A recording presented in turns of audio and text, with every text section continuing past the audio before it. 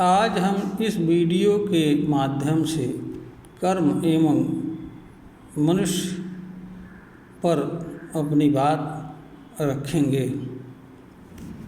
मानव हो या कोई अन्य चीज़ हो, उसके द्वारा जो भी कर्म किया जाता है या कार्य किया जाता है वह उसका कर्म कहलाता है। जैसे खेलना, कूदना, दौड़ना, सोना, जागना, उठना, बैठना आदि सभी कार्य मानव के कार्य कहलाते हैं। सूरज का उगना, अस्त होना सूरज का कार्य कहलाता है। पृथ्वी का धरती पर घूमना पृथ्वी का कार्य कहलाता है। बिजली के बल्ब का जलना बिजली के बल्ब का कार्य कहलाता है। मनुष्य या हर चीज़ कर्म का कर्ता होती है।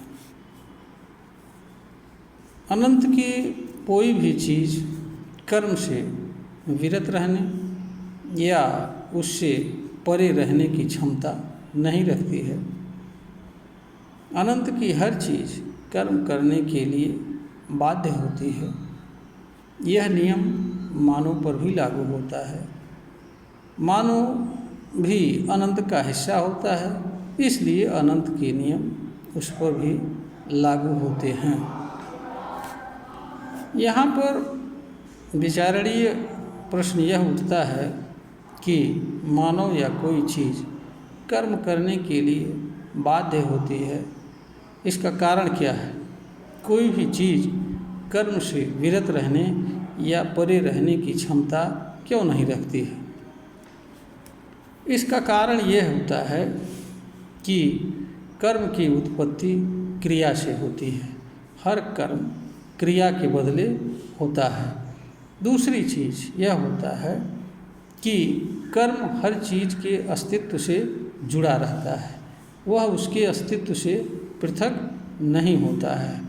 किसी चीज़ का कर्म उसके अस्तित्व से प्रारंभ होता है और उसके अस्तित्व के बने रहने तक कर्म जारी रहता है। अस्तित्व के खत्म होने से उस चीज़ के कर्म का कार्य खत्म हो जाता है। जैसे एक मनुष्य जब तक जिंदा रहता है तब तक एक जिंदा मानव के रूप में उसका कर्म करना जारी रहता है। उसके मृत होते ही एक मनुष्य के रूप में उसका कर्म खत्म हो जाता है। इसी तरह से जैसे एक बिजली का बल्ब है, जब तक वह ठीक ठाक रहता है तब तक वह जलने की क्षमता रखता है। जैसे ही उसमें खराबी आ जाती है या टूट फूट जाता है, वह जलने की अर्थात कर्म करने की क्षमता खो बैठता है। यही हाल मनुष्य का भी है। मनुष्य की बॉडी जब कर्म करने लायक नहीं रह जाती है तो भी मनुष्य कर्म करने लायक नहीं रह जाता और उसका कर्म खत्म हो जाता है। ऐसी अवस्था में उसका अस्तित्व खत्म हो जाता है और वह मृत हो जाता है। मनुष्य हो या हर चीज़ कर्म करने के लिए इसलिए बाध्य होती है कि उसके भीतर जो क्रिया होती है वह हमेशा बाह्य शक्ति के कारण होती है। जैसे एक बिजली का बल्ब लीजिए। बिजली का बल्ब बिजली के कारण क्रियाशील होता है और जलने का कर्म करता है। इसीलिए जैसे ही बिजली बल्ब से कनेक्ट होती है तुरंत ही बिजली का बल्ब क्रियाशील होता है और जलने का कार्य करने लगता है। इसी तरीके से बिजली का मोटर हुआ, पंखा हुआ, इंजन हुआ, अन्य सभी चीज़ें जो है क्रियाशील रखने वाली चीज़ से जैसे ही जुड़ती हैं क्रियाशील होती हैं और कर्म करने लगती हैं और उस समय तक कर्म करने के लिए बाध्य रहती हैं जब तक उनको क्रियाशील रखने वाली चीज़ उनसे जुड़ी रहती है। यही हाल मानव का है। मानव के भीतर जीवन क्रिया को चलाने वाली एवं जिंदा रखने वाली चीज़ उसके जन्म से जुड़ती है और जब तक वह जिंदा रहता है तब तक जुड़ी रहती है। इसलिए मनुष्य कर्म करने के लिए बाध्य होता है। मनुष्य हो या चाहे बिजली का बल्ब हो या कोई अन्य कर्म करने वाली चीज़ हो, उस चीज़ का नियंत्रण उसे क्रियाशील रखने वाली चीज़ पर नहीं होता है। इसलिए मनुष्य हो या कोई अन्य चीज़ हो, कर्म करने के लिए बाध्य होती है। अर्थ यह कि मनुष्य या कोई अन्य चीज़ इसलिए कर्म करने के लिए बाध्य होती है क्योंकि उसे क्रियाशील रखने वाली चीज़ उससे सर्वथा भिन्न होती है और क्रियाशील रखने वाली चीज़ पर मनुष्य या कर्म करने वाली चीज़ का कोई नियंत्रण नहीं होता है।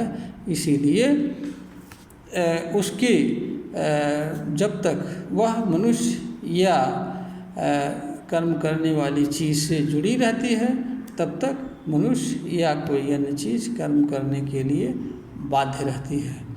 इसीलिए लोगों के अंदर भ्रम भी पैदा होता है कि हर चीज़ का कोई न कोई कंट्रोलर है। वस्तुतः ऐसा नहीं है। मनुष्य चूँकि कर्म करने के लिए बाध्य होता है, इसलिए मनुष्य के लिए यह आवश्यक होता है कि वह ऐसा कर्म करे जिससे उसे कोई तकलीफ ना हो, पीड़ा ना हो, क्योंकि अपने ही कर्म से मनुष्य पीड़ित हो, दुखी हो, यह उचित नहीं हो सकता। जहाँ तक कर्म की बाध्यता है, वहाँ पर अनंत की हर चीज़ एक ही लेवल पर खड़ी हुई है। वहीं पर मानव भी खड़ा है। मानव की थोड़ी सी भिन्न स्थिति है। मानव भी कर्म करने के लिए बाध्य है, किंतु वह हर कर्म करने के लिए बाध्य नहीं है। अर्थ यह है कि मानव के पास कर्म का चुनाव करने एवं चुने हुए कर्म को करने की शक्ति प्राप्त है। कोई भी मनुष्य हो, मानव जात द्वारा जितने भी कर्म किए जा रहे हैं उनमें से हर कर्म को करने के लिए वो बाध्य नहीं है। वह जिस कर्म को चाहे उस कर्म को अपने लिए चुन सकता है और चुने हुए कर्म को कर सकता है। यह तरह की शक्ति मानव के अतिरिक्त अन्य किसी चीज़ में नहीं है। इसीलिए मनुष्य की स्थिति अनंत में कर्म के मामले में थोड़ी भिन्न स्थिति है और मनुष्य को इसीलिए अपने भाग्य का सृजनकर्ता या निर्माणकर्ता भी कहा जाता है, क्योंकि मानव के भाग्य का निर्माण व सृजन उसके कर्म से होता है और कर्म के चुनाव और करने की शक्ति हर मनुष्य के पास होती है। अर्थ यह कि मानव जैसा चाहे उस तरह के कर्म का चुनाव कर सकता है और उस तरह से कर्म से जुड़े भाग्य का सृजन कर सकता है। इस मानव की इस शक्ति पर कोई रोक नहीं है। इस मामले में वह पूर्णतया स्वतंत्र होता है। इसीलिए वह रचनाकार भी कहलाता है। मानव अपनी इसी शक्ति के कारण आज असंख्य भौतिक चीज़ों की रचना की है, विकास के उच्चतम शिखर पर पहुंचा हुआ है। मानव के कर्म के संदर्भ में यह भिन्न स्थिति का प्रभाव है कि वह रोज़ नई नई अनेक प्रकार की चीज़ों की खोज कर रहा है, नए नए चीज़ों का विकास कर रहा है और उनके माध्यम से मानव जात के सामने नई नई चीज़ें रख रहा है। मनुष्य चूँकि कर्म के लिए बाध्य होता है, वह एक क्षण के लिए कर्म से विरत रहने की क्षमता नहीं रखता है। इसलिए मनुष्य के लिए यह भी आवश्यक होता है कि वह ऐसे कर्म का चुनाव करे जिसे वह अच्छे तरीके से कर सकता हो। कर्म को करने का तरीका ऐसा हो जो उसके लिए प्रतिकूल प्रभावकारी ना हो और परिणामदायक हो। क्योंकि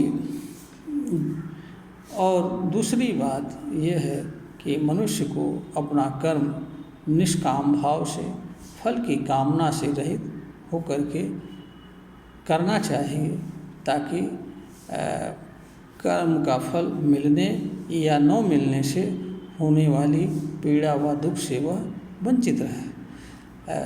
किसी भी मनुष्य के लिए कभी भी यह उचित व आवश्यक नहीं हो सकता है कि वह जाने अनजाने में अपने ही कर्म से किसी तरह की पीड़ा व दुख सहन करे तथा दूसरों की पीड़ा व दुख का कारण बने। यह वीडियो ज्ञानवर्धन हेतु प्रेषित किया जा रहा है।